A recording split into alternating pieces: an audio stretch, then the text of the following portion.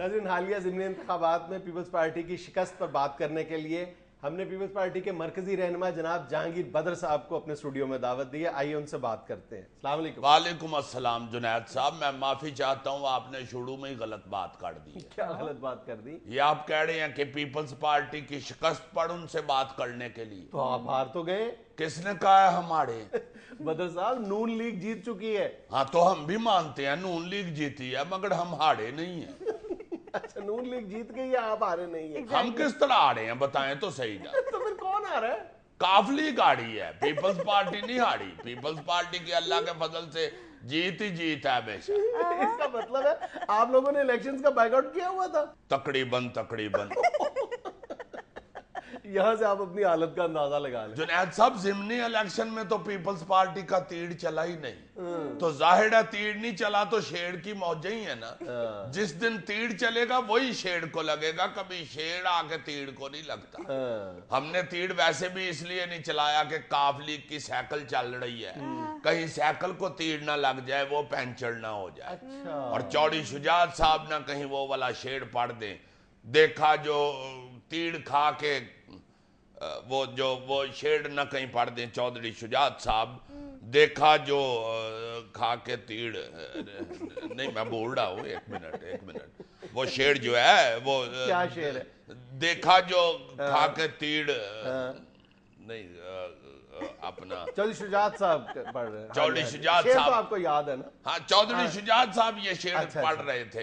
نہیں پڑھیں گے سچ. اچھا یار میں سناتا ہوں آپ کو، مجھے آپ بلائیں نا. وہ شعر ہے، دیکھا جو تیڑ کھا کے. ہاں یہ شعر ہے وہ. اچھا، یہ والا اس طرح کا ہی ہے، مجھے یاد ہے. صاحب آپ پورا شعر نہیں پڑھ رہے. آپ پورا پڑھ لیجئے گا بعد میں کتاب میں دیکھ کے.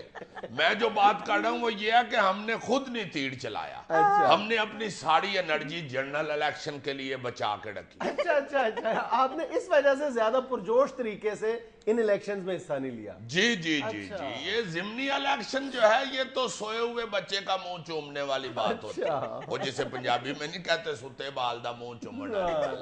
تو وہ ہم انشاءاللہ جنرل الیکشن جو آ رہے ہیں اس کے لیے اپنی تیاری کر رہے ہیں، اس کے لیے انرجی بچا کے رکھی ہوئی ہے. ضمنی الیکشن میں ہم کس لیے انوالو ہوں جی؟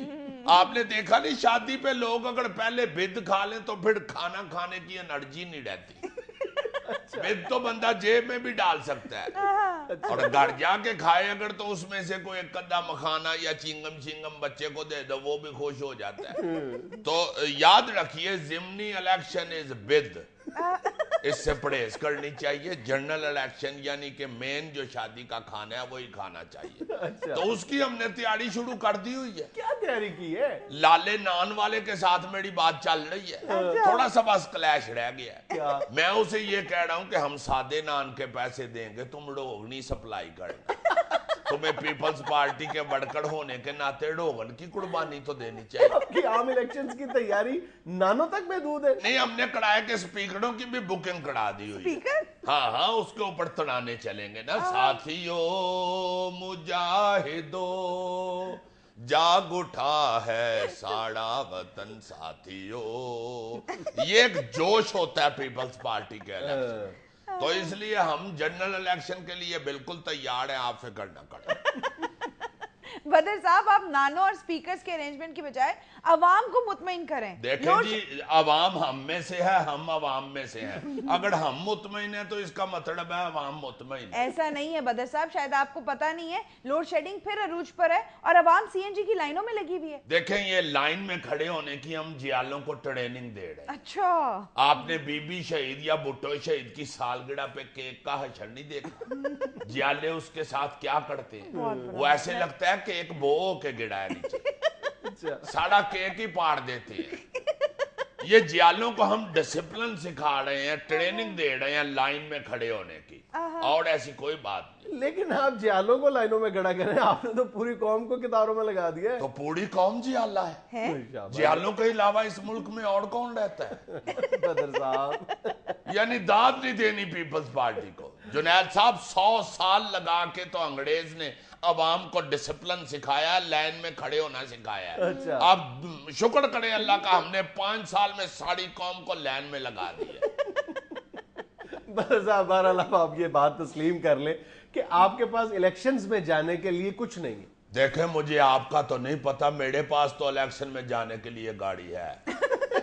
گاڑی نہیں, میرا مطلب ہے آپ لوگوں کے پاس الیکشن ایشو کوئی نہیں ہے. وہ چھوڑیں جنید صاحب ایشو کو, یہ کون سی آپ پرانی باتیں لے کے بیٹھ گئے ہیں. نیا طریقہ کار اپنائیں جناب, نیا تجربہ ہمیں یہ بتاتا ہے کہ لوگ لگائیں زور. ہمیں کیا ضرورت ہے الیکشن میں زور لگانے کی, لوگ لگائیں, لوگ جیتے ہیں الیکشن. جب لوگ الیکشن جیت جائیں گے تو زرداری صاحب میں ایسی مقناطیسیت ہے کہ وہ جیتے ہوں کو اکٹھا کر کے حکومت بنا لیں. یہ کیا جسٹیفیکیشن ہے؟ اگر نون لیگ جیت گئی پھر بالکل